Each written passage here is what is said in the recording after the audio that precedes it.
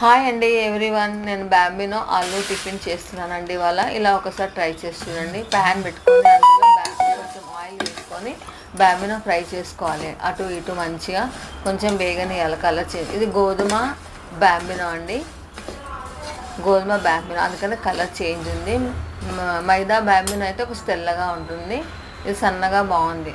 Oil వేసుకొని మంచి pan అది పక్కకు పెట్టుకొని ఆయిల్ వేసుకోండి. సాజీరా వేయండి, కొంచెం సాజీరా.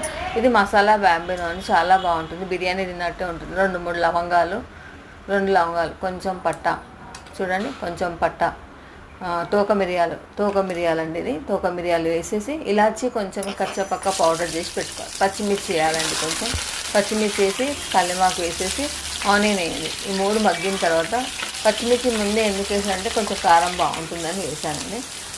ఉల్లిగడ్డ మగ్గిన తర్వాత అల్లం వెల్లిపాయ పేస్ట్ వేయండి. అల్లం వెల్లిపాయ పేస్ట్ కూడా కొంచెం అటు ఇటు మంచి కలపండి.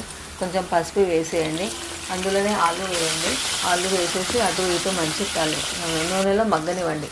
ఒక చిన్న హాఫ్ టమాటో అండి, ఫుల్ టమాటో కాదు, హాఫ్ టమాటో చిన్న ముక్కలు కట్ చేసుకొని అదే ఆలు దాంట్లో వేసేయండి. కొత్తిమీర కూడా వేసేయండి. వేసేసి ఒక 5-10 మినిట్స్ మూత పెట్టి ఆయిల్లోనే మగ్గనివ్వండి. టమాటా ఆలు చూడండి ఎంత బాగా మగ్గిపోయిందో. టమాటా తోలు పైకి వచ్చేస్తుందండి శుభ్రంగా. అందులోనే వాటర్ వేయండి. వాటర్ వేసేసి ఒక గ్లాస్ బాంబినోకి 1.5 గ్లాసు నీళ్ళు పోసుకోవాలి. నీళ్ళు పోసిన తర్వాత ఉప్పు కారం వేసేసేయాలి. అందులో వేసి మంచిగా కలిపేసి కొంచెం టేస్ట్ చేయండి వాటర్, ఉప్పు కారం సరిపోయిందా లేదా అనేసి అని వేసి మళ్ళీ వేరే మసాలాలు ఏమి యాడ్ చేయట్లేదండి నేను. బాంబినో మనం వేయించి పెట్టుకున్నాం కదా, ఆ బాంబినో కూడా నీళ్ళు మసిలేటప్పుడు వేసేసేయండి మంచిగా. చూడండి కరెక్ట్ సరిపోయింది వాటర్ కూడా.